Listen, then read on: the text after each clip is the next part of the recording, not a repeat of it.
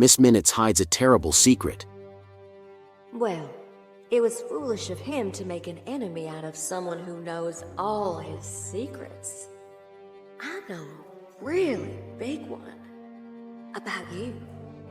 In the last episode of Loki, we saw the origin of He Who Remains, a character who will save the multiverse from a dimensional war. However, in the Loki series, nothing is what it seems, and we could be facing one of Miss Minutes' hoaxes.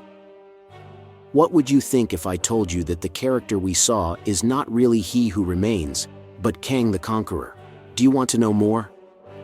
Then stay tuned to this video. And for more videos of your favorite series and movies, don't forget to subscribe to this channel. Welcome to the Oasis Geek. Episode 3 of Loki begins with Ravonna traveling back in time to deliver the TVA manual to Victor, a child inventor living in a poor area of Chicago. Renslayer gave Victor the manual by which he guided his life, and dreamed of becoming that man who protected time and space. However, there are several clues that point to the fact that this is not He Who Remains. In fact, it could be the origin of Kang the Conqueror. The first clue is precisely what He Who Remains mentions about his origin. We saw this at the end of the first season of Loki, when the two variants of Loki went to confront him. To understand why Victor is really Kang the Conqueror, we must begin with the story told by He Who Remains. This story begins with a scientist named Nathaniel Richards, who lived in the year 3000. This guy was not just any scientist. He discovered something that not even the greatest brains in history had achieved, traveling between dimensions and timelines. This man could jump from one reality to another. Richards was excited about his discovery and thought, why not share this with my other selves from different universes? It seemed like a good idea, so Nathaniel did just that. He shared his incredible discovery with his variants in other universes. But this is where the story takes a dark turn. Instead of joining forces to do good, these different versions of Richards began to fight each other. Fights, ambitions, and finally, war. We're not talking about just any war. This was a war that tore at the very fabric of the multiverse. Each Richards variant wanted something different: power, revenge, dominance, and they were willing to destroy each other to get it. And my methods are deceptive. But the mission, it never was. Eons ago, before the TVA, a variant of myself lived on Earth in the 31st century. He was a scientist, and he discovered that there were universes stacked on top of his own. They shared technology and knowledge, using the best of their universes to improve the others. The peace between realities erupted into all-out war, each variant fighting to preserve their universe and annihilate the others. This is almost the end, ladies and gentlemen, of everything and everyone. The multiverse became a battleground, a place where the most primal emotions of hatred and revenge were amplified to an unimaginable level. Nathaniel Richards, the genius who could have been a hero, became the catalyst for a conflict that threatened to consume all of existence. Until he lost his life at the hand of Sylvie.